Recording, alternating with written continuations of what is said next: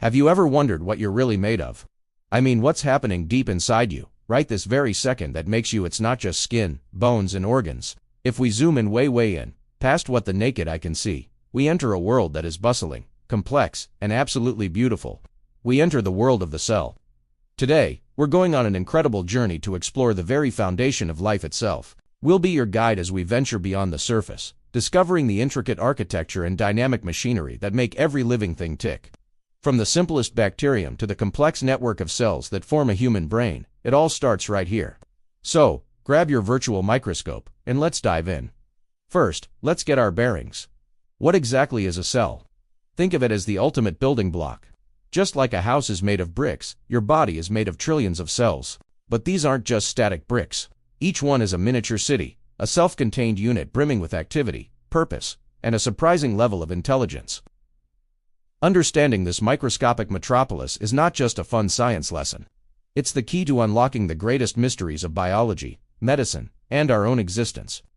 Every cell, whether it's a plant cell, an animal cell, or a single-celled organism, has a basic layout. It all starts with the boundary, the cell membrane. This isn't a rigid wall. It's more like a sophisticated gatekeeper. It's a flexible, semi-permeable layer that carefully controls what comes in and what goes out. Nutrients in, waste out. It's the cell's first line of defense and its connection to the outside world.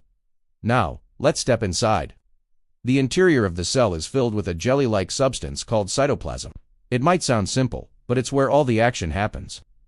Suspended within this cytoplasm are tiny structures called organelles, which are like the organs of the cell. Each organelle has a specific job, and they all work together in perfect harmony.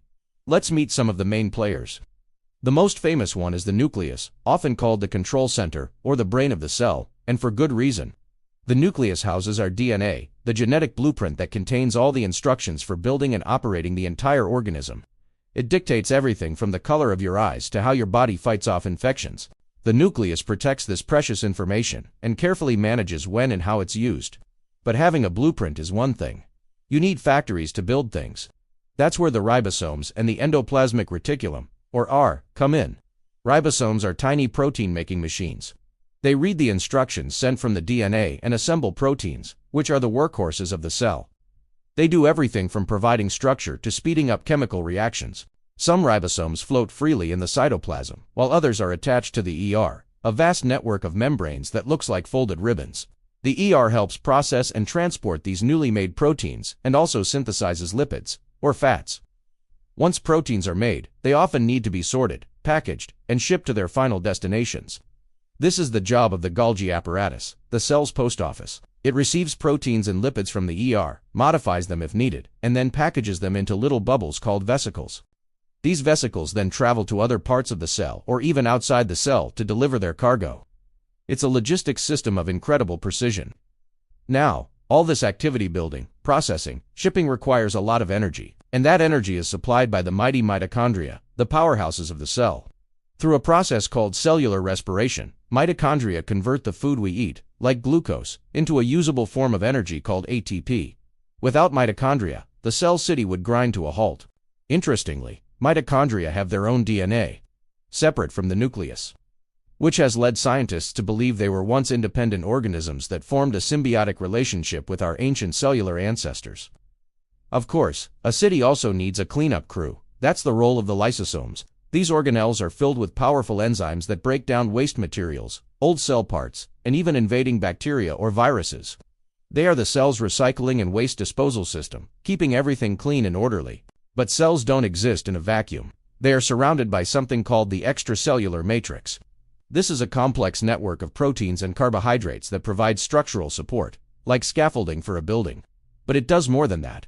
The extracellular matrix acts as a communication network, informing cells about their location in the body, and even guiding them during development or wound healing. It tells a cell whether it should be a skin cell, a liver cell, or a neuron, and where it needs to go. Studying these intricate mechanisms isn't just for curiosity's sake. It has profound implications for our health. Many diseases, including cancer and genetic disorders, are rooted in cellular dysfunction.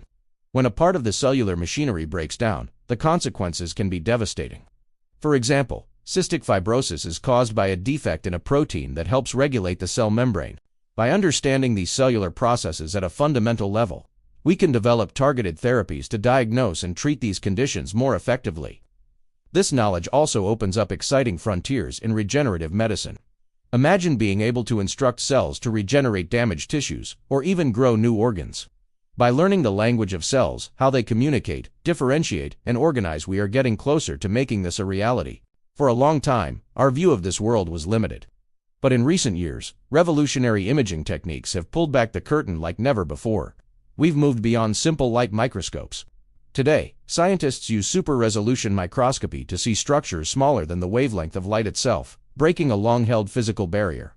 We can now watch individual molecules at work. Techniques like single-molecule fluorescence allow us to tag specific proteins with glowing markers and track their movement in real time.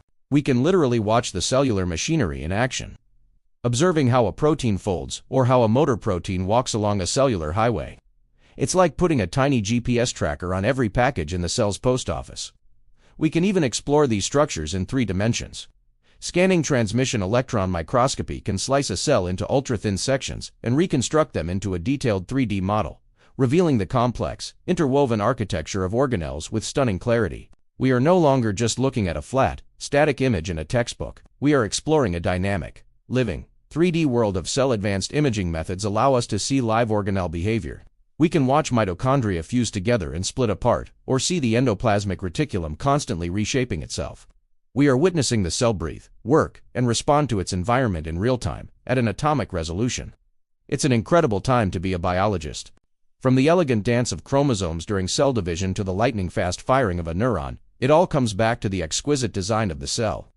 It's a universe in miniature, a testament to the power of evolution and the complexity of life.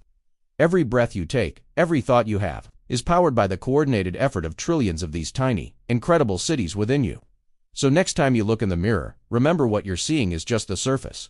Beneath it lies a world of unimaginable complexity and wonder, a world that is constantly working to keep you alive, and we are only just beginning to understand its deepest secrets. Thank you so much for joining us on this journey into the cell.